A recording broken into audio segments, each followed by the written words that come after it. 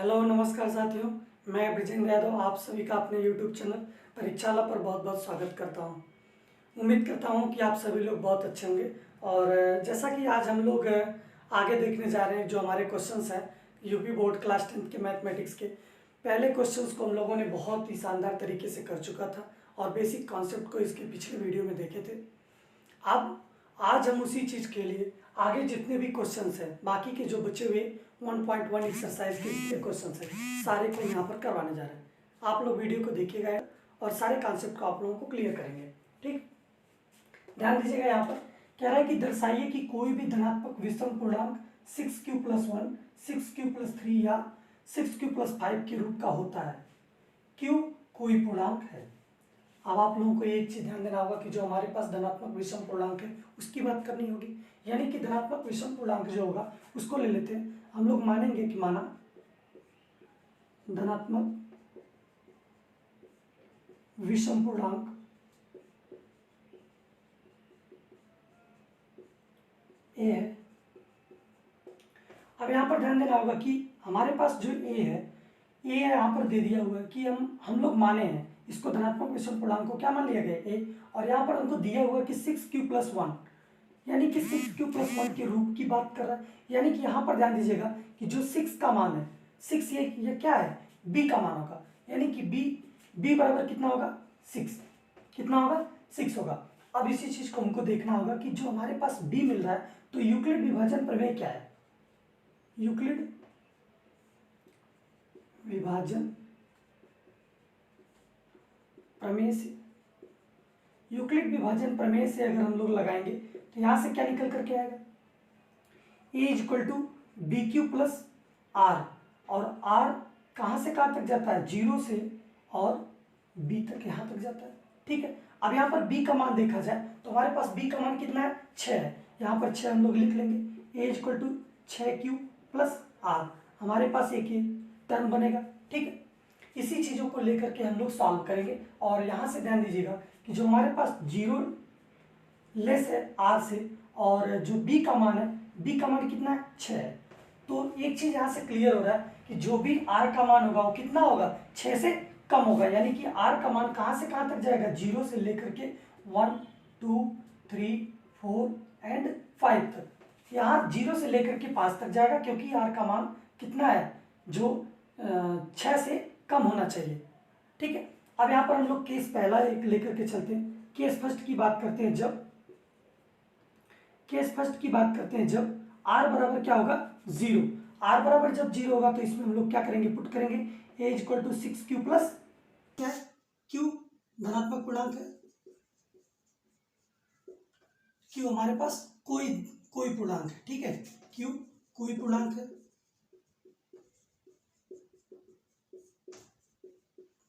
अतः 6 से गुणा करने पर यह सम संख्या देगा, सम संख्या आएगी। ठीक है, इसलिए a बराबर 6q कैसा हो गया, सम। ठीक है, अब उसके बाद ध्यान दीजिएगा कि जो हमारे पास केस सेकंड की बात होती है, केस सेकंड में हम लोग क्या करेंगे, जब r का मान कितना रखेंगे, r बराबर 1, तो यहां से क्या हो जाएगा, a बराबर 6q+1, r का मान यहां पर 1 रखेंगे तो यहां से क्या निकल करके आएगा, हमारे पास सम संख्या प्लस विषम संख्या, सम प्लस विषम मिल करके क्या बनाएगा, विषम संख्या बनाए। ये हमारे पास क्या हो जाएगी, पहली समीकरण हो जाएगा। ठीक है, और इसी प्रकार से हम लोग इसको आगे की तरफ देखेंगे। केस थर्ड लेते हैं। केस थर्ड में जब r बराबर क्या रखेंगे, 2, जब r बराबर 2 रखेंगे तो a = क्या आ जाएगा, 6q+2। यानी कि ये कैसा है, सम, और सम में सम को जोड़ेंगे तो क्या आ जाएगा, सम आएगा। यानी कि यहां से ये भी सम संख्या मिल गई। केस नंबर 4 तब लगाएंगे, केस नंबर 4 जब लगाएंगे तो जब r बराबर 3 रखेंगे, a बराबर क्या मिल जाएगा, 6q+3, ये क्या मिलेगा, सम, प्लस ये क्या मिलेगा, विषम। यानी कि दोनों अगर देखा जाए तो मिलकर के कैसा मिलेगा, विषम। जोड़ने के बाद यानी कि ये कैसी इक्वेशन मिलेगी, दूसरी इक्वेशन। पहली इक्वेशन हमारे पास मिल चुकी है 6q+1। अब यहाँ पर ध्यान दीजिएगा कि केस नंबर हम लोग कौन सा लगाएंगे, 5। केस नंबर 5 लगाएंगे तो यहाँ से क्या निकल करके आएगा, जब आर बराबर कितना आ जाएगा 4, ए बराबर क्या आ जाएगा 6 क्यूब + 4, यही तो होगा। ए बराबर 6 क्यूब + 4 जाएगा, यानी कि ये कैसा है सम, और ये भी कैसा है सम, यानी कि दोनों को जब जोड़ा जाएगा तो कैसी संख्या मिलेगी, सम संख्या मिलेगी कि नहीं, बिल्कुल सम संख्या मिलेगी। यानी कि ये भी सम मिल गया। अब उसके बाद हम लोग केस नंबर 6 लगाएंगे, जब यहाँ पर क्या होगा आर बराबर 5, यानी कि ए बराबर क्या आ जाएगा 6 क्यूब + 5, यानी कि 6 क्यूब + 5। ये हमारे पास कैसा है सम, और 5 कैसा है विषम। अगर इनका जोड़ अगर निकालेंगे तो कितना आएगा, ये विषम मिलेगा, विषम आएगा। और इक्वेशन नंबर कौन सी हो जाएगी 3, यानी कि समीकरण नंबर 3। अब हमें स्पष्ट है कि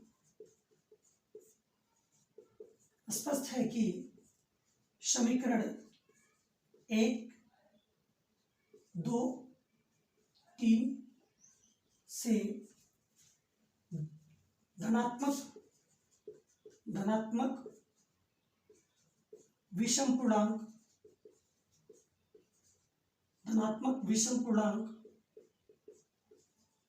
6 क्यूब + 1, 6 क्यूब + 3 तथा 6 क्यूब + 5 के रूप का होता है। क्या हमसे यही पूछा था? देखिए कितने बेहतरीन ढंग से सारे कॉन्सेप्ट को आप लोगों को क्लियर करते हुए और सारी चीज़ों को बताते हुए ये आपके सॉल्यूशंस होंगे, और यही आप लोगों का सबसे बेस्ट तरीका है कि जो आप लोग इस प्रकार से कॉपी को अगर रिप्रेजेंट करेंगे बोर्ड में तो बहुत ही शानदार तरीके से आप लोगों को नंबर देने का टीचर सोचेगा। और यही उसका काम है कि जब स्टेप बाय स्टेप दिखती हैं चीज़ें तो वो क्या करता है, टीचर अच्छे से अच्छा नंबर आपको देता है। ठीक है, आप लोग इसका स्क्रीनशॉट लें, उसके बाद अगले क्वेश्चन को हम करवाते हैं।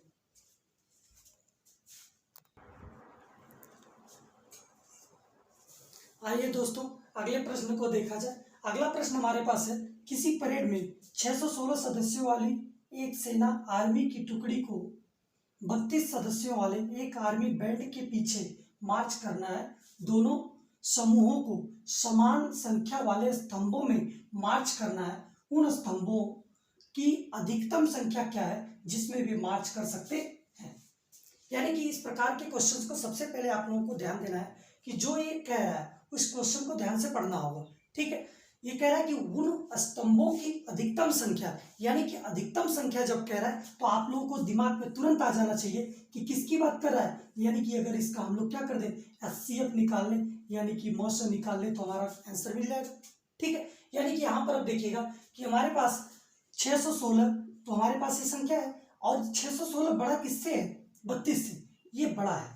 ठीक, तो यहाँ पर आप लोग क्या करेंगे, यूक्लिड विभाजन प्रमेय लगाएंगे।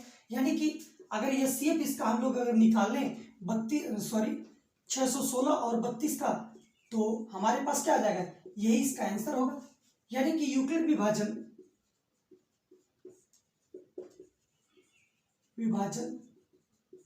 प्रमेय से, तो यहां से आप लोग ध्यान दीजिएगा कि अगर यूक्लिड विभाजन प्रमेय का अगर हम लोग लगाएंगे तो क्या निकल करके आएगा। यानी कि 616 में हम लोग क्या करेंगे, भाग देंगे किससे, 32 से। 32 से अगर भाग देंगे इसमें 61 में तो कितनी बार में जाएगा, एक बार में 32 आएगा। यहाँ से कितना बचेगा, 9, 11 में से 2 जाएगा 9 बचेगा, 5 में से 3 जाएगा 2 बचेगा। ठीक, यहाँ पर 6 ले लेंगे। ठीक है, अब इसके बाद इसको हम लोगों को सॉल्व करना है। सॉल्व करेंगे कितनी बार में कटेगा, यहाँ पर ध्यान दीजिएगा कि अगर 9 बार अगर भाग ले जाए तो कितनी कट जाएगा, 9 दूनी में 18 को 8 हासिल 1 का, और 9 त्रिक 27 1 28, यानी कि इसको घटाएंगे तो कितना आ जाएगा, 16 में से 8 जाएगा कितना बचेगा 8, और ये तो 0 हो जाएगा, ये भी 0। यानी कि जब तक हमारा यूक्लिड विभाजन के जो एल्गोरिथम है उसके अनुसार अगर देखा जाए तो जब तक ये शेषफल हमारा 0 नहीं आता है तब तक हम लोग HCF नहीं फाइंड कर सकते। यानी कि यहाँ पर जब शेषफल अगर 8 आ गया तो हम लोग शेषफल को क्या बनाएंगे, भाजक बनाएंगे, और इससे पहले जो भाजक रहा होगा उसको क्या बनाएंगे, भाज्य बनाएंगे। यानी कि 8 से इसको भाग देंगे तो कितनी बार में जाएगा, 8 चौक को 32, यानी कि यहाँ पर शेषफल क्या आ जाएगा, 0। जहां पर शेषफल 0 आता है, जहां पर शेषफल 0 आता है उसके ऊपर जो पहला क्या होता है, भाजक, वही क्या आ जाता है, मस हो जाता है। यानी कि चरण एक की बात करें और यूक्लिड विभाजन प्रमेयिका से अगर बात करें तो क्या यहाँ से निकल कर क्या आएगा, सॉरी एल्गोरिथम से चरण एक की बात अगर करेंगे तो चरण एक यहाँ से क्या आ जाएगा, 616 बराबर 32 गुणे में 19 प्लस 8। अब यहाँ पर आर तो जीरो है नहीं, रिमाइंडर यानी कि शेषफल जीरो है नहीं, तो चरण हम लोग कौन सा लगाएंगे, दूसरा, यानी कि स्टेप टू। स्टेप टू कैसे लगेगा, 32 बराबर कितना आ जाएगा, 8 गुणे में 4 और प्लस में क्या आ जाएगा, जीरो। यहाँ पर शेषफल क्या है, जीरो, अतः HCF ऑफ 616 और 32 का कितना आ जाएगा, 8। और यही हमारे क्या होगा, आंसर होगा। 8 स्तंभों में उसको क्या करना होगा, 8 स्तंभों में अधिकतम से अधिकतम उसको बांटना होगा, जिससे कि वो परेड कर पाएंगे। ठीक है, आई होप ये भी क्वेश्चन आप लोगों के समझ में आ गया होगा। बहुत ही बेहतरीन ढंग से आज हमारे पास जो भी क्वेश्चंस एक्सरसाइज 1.1 के बचे थे उन्हीं को करवा रहा हूँ, और दूसरा, तीसरा, चौथा, पांचवा यही क्वेश्चन इस लेक्चर में है। आप लोग ध्यान से वीडियो को एंड तक देखें और अपने क्वेश्चंस को कंप्लीट करें, अपनी एक्सरसाइज को कंप्लीट करें। ठीक है,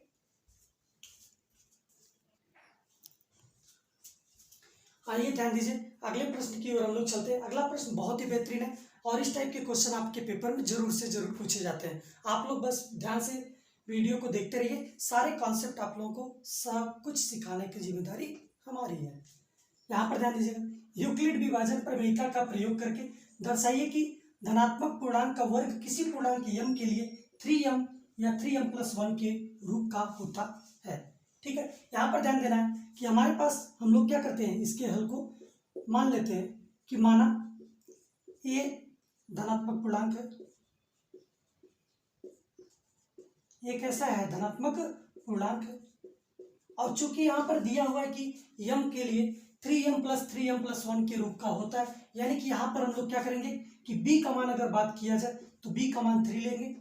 ठीक है, अब b का मान जब 3 लेंगे तो यूक्लिड विभाजन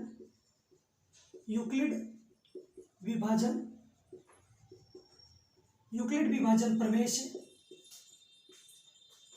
ठीक है, यूक्लिड विभाजन प्रमेय से यहां से निकल करके आएगा a b का मान कितना है, 3, और चूंकि हमको किसके टर्म में लेके चलना है, a क्या होता है, BQ प्लस r होता है, और 0 से लेकर के r और कहां तक जाता है, b तक। अब यहाँ पर ध्यान दीजिएगा कि a b का मान कितना है, 3, q का मान हमारे पास क्या लेकर के चलना है, m के रूप का प्लस r, और r का मान यहाँ से क्या आ जाएगा, 0 से लेकर के कहां तक चला जाएगा, 2 तक। यानी कि 3 से क्या होना चाहिए, r का मान कम और r का मान 0 से ज्यादा होना चाहिए, यानी कि r का मान यहां से क्या आ जाएगा, 0, 1, 2। ठीक है, 0 और 1, 2 हो जाएगा।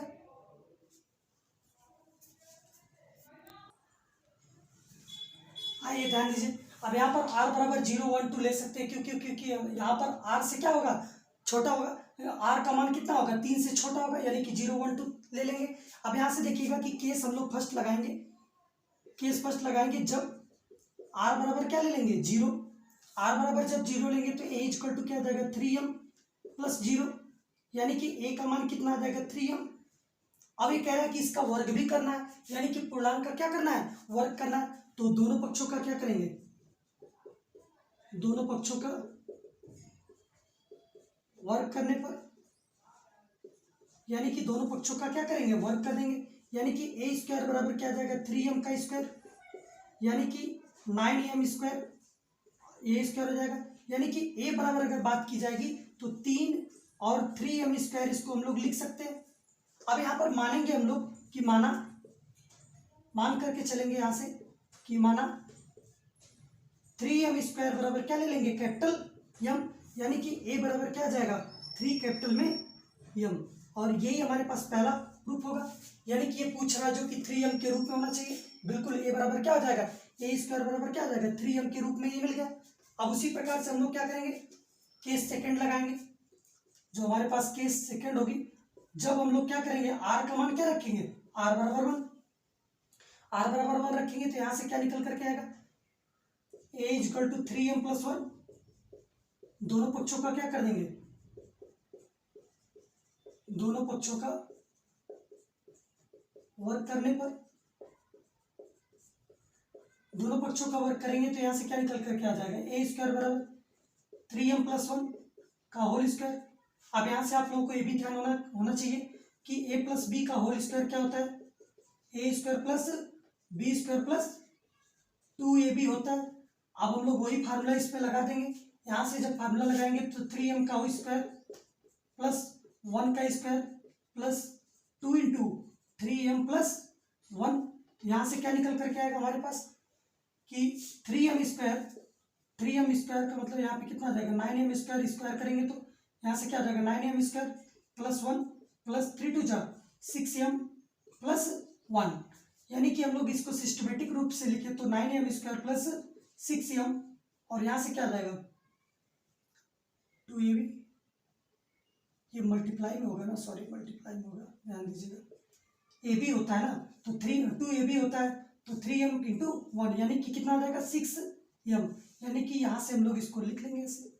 अब यहाँ से क्या करेंगे 3 को कॉमन ले लेंगे तो यहाँ से क्या आ जाएगा 3m स्क्वायर प्लस 2m+1, इन दोनों में से कॉमन लिया गया है। ठीक, अब सेम वही कहानी क्या करेंगे, माना 3m स्क्वायर प्लस 2m बराबर क्या मान लेंगे कैपिटल m, यहाँ से क्या आ जाएगा 3 कैपिटल में m+1, और यही हो जाएगा ए स्क्वायर का मान। ठीक, यानी कि अगर हमारे पास अगर देखा जाए तो ये दूसरी इक्वेशन होगी, ये पहली इक्वेशन होगी। स्पष्ट है कि स्पष्ट समीकरण 1, 2 से धनात्मक पूर्णांक का वर्ग धनात्मक पूर्णांक का वर्ग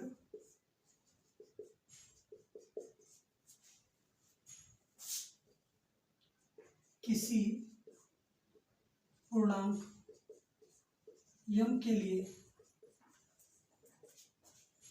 3m या 3m+1 के रूप का होता है।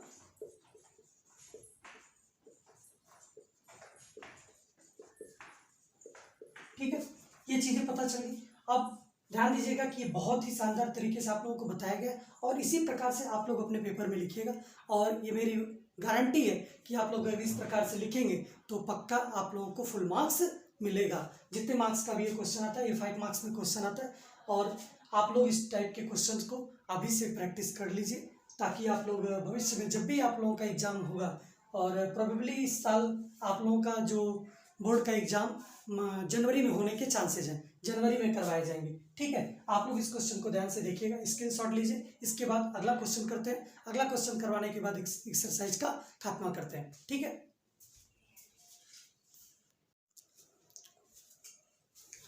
ध्यान दीजिए दोस्तों, अब हम लोग अगले प्रश्न को देखते हैं। अगला प्रश्न ये कह रहा है कि यूक्लिड विभाजन प्रमेयिका का प्रयोग करके दर्शाइए कि किसी धनात्मक पूर्णांक का घन 9m, 9m+1 या 9m+8 के रूप का होता है।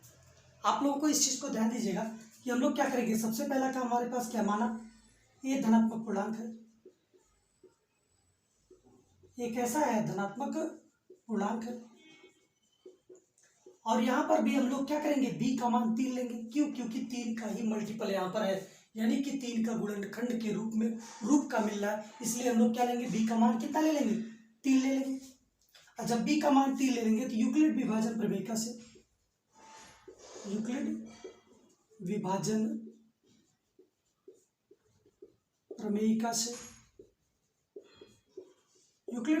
प्रमेयिका से यहाँ पर देखिएगा a इक्वल टू क्या था, BQ प्लस R, ये तो हमारी यूक्लिड विभाजन प्रमेयिका है।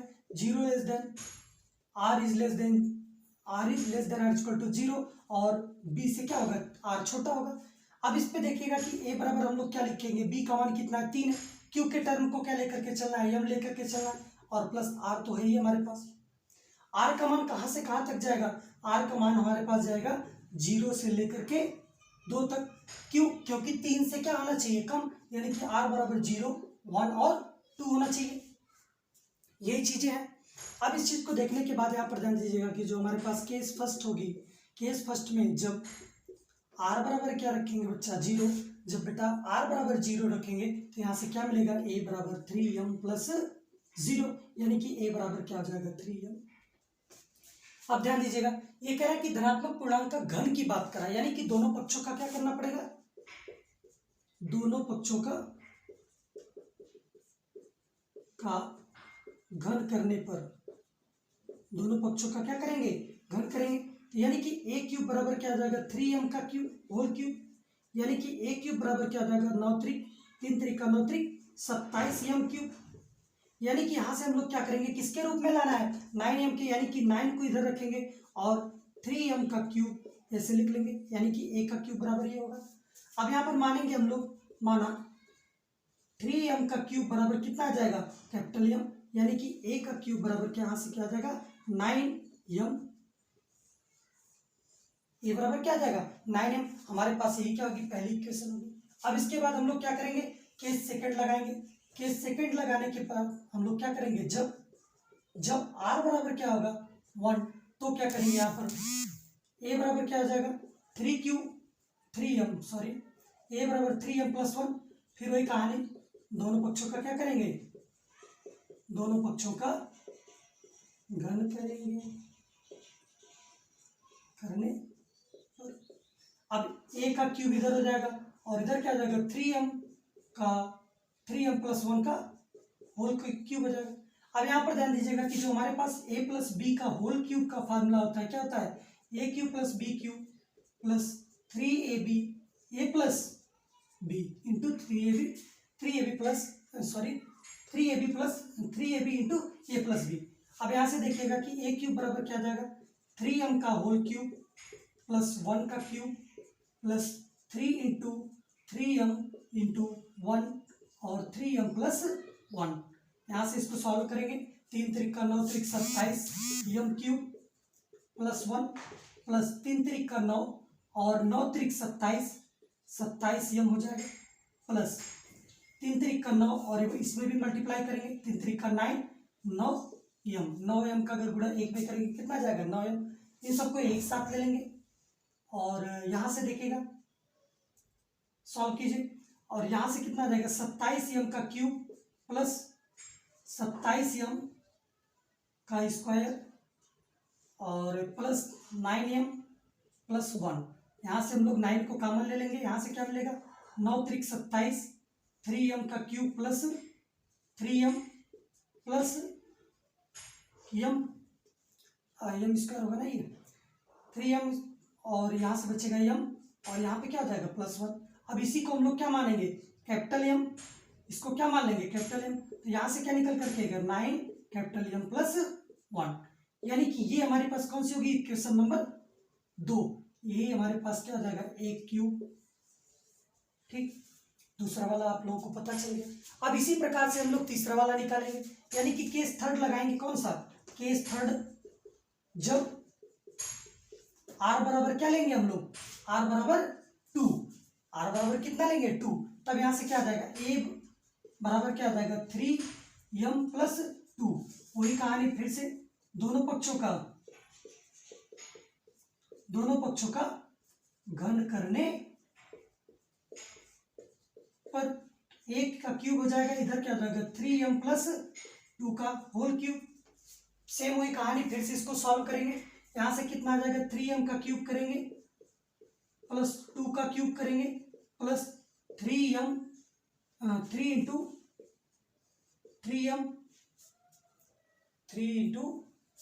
3m और इंटू 2 और 3m प्लस 2। अब इसको सॉल्व करेंगे, 3 त्रिक का 9 त्रिक 27m का क्यूब प्लस 2 का क्यूब करेंगे तो 2 दूना 4 दूना 8, 3 त्रिक का 9 दूना में 18 3 54m स्क्वायर प्लस 3 त्रिक का 9 दूना में 18 दूना 36m। अब यहाँ से हम लोग क्या करेंगे 27m का cube plus 54m square plus 36m plus 8 ये ले लेंगे और यहाँ से हम लोग क्या कॉमन ले लेंगे 9 कॉमन ले लेंगे, तो 3m का क्यूब प्लस 9 छक्का 54 6m स्क्वायर प्लस 9 चौको 36m 4m हो जाएगा और प्लस 8। अब इसे हमने क्या करेंगे कैपिटल M मान लेंगे, कैपिटल M मानेंगे तो कितना आ जाएगा यहाँ से 9 इंटू कैपिटल M प्लस 8, यानी कि यही हमारे पास क्या होगी, तीसरी इक्वेशन होगी, यानी कि ए क्यूब का मान यही होगा। ठीक है, अब यहाँ से आप एक चीज ध्यान दीजिएगा कि जो हमारे पास समीकरण 1, 2 और 3 से जो मिल रहा है उसको देखिएगा।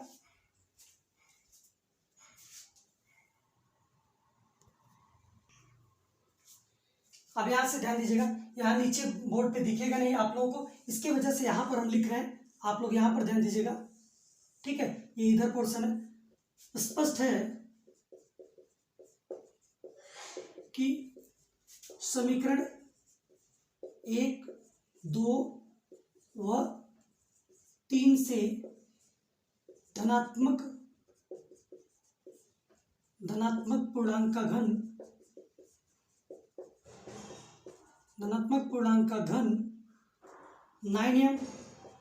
9m प्लस 1 तथा 9m प्लस 8 के रूप का